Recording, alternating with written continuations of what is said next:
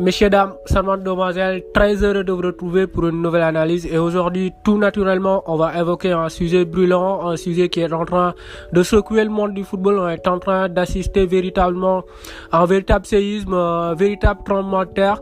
Il s'agit bien évidemment de la création de cette Super League. 12 clubs se sont mis d'accord à créer une compétition élitiste où seulement les aristocrates du football vont se retrouver, ils vont jouer entre eux, ils vont se partager le gâteau tout seul à l'exclusion des clubs les plus modestes, des clubs les plus humbles, les plus honnêtes, qui n'ont pas une grosse histoire, qui n'ont pas une grosse prestige.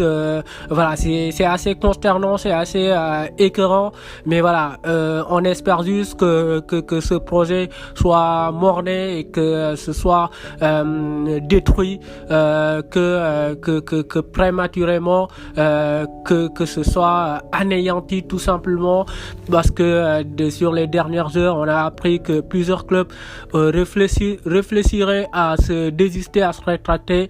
Manchester City serait passé à l'acte, Chelsea serait un peu dubitatif, Barcelone, sa participation est subordonnée à l'approbation des socios. Et on imagine bien que les socios vont pas donner leur accord pour la participation à cette cynique Super League. Voilà, la pression populaire est en train de payer. On a vu les supporters, notamment en Angleterre, déployer les gros moyens avec des hélicoptères, avec des messages parfaitement lisibles et absolument forts. On a vu les joueurs avec des t-shirts, etc.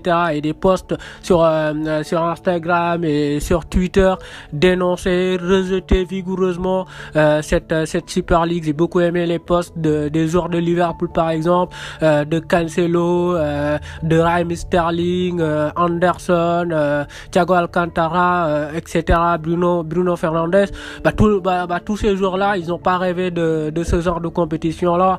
Ils ont rêvé de la Ligue des Champions, de l'hymne de la Ligue des Champions, de ces renversements, des retournements de situation comme ça a pu être le cas avec Liverpool en 2005, reprise de volée de Zidane face à Leverkusen, comme le tweetait un peu Podence le jour de Wolverhampton. On a vu les coachs aussi monter au créneau et dénoncer vigoureusement cette Super League. Jürgen Klopp tout naturellement, Pep Guardiola, Bielsa comme à leur habitude, et j'ai beaucoup aimé la prise de position de De Zerbi avec cette métaphore qu'il a donnée et qu'il a dit. C'est comme si aujourd'hui on disait que voilà, pour être chirurgien, pour être avocat, magistrat, fallait faire partie d'une certaine caste de la population. C'est je caricature de ma manière, mais c'est comme si aujourd'hui t'allais à l'université, tu cravasses, tu bosses dur, tu travailles dur et que tu obtiens ton master 2, etc.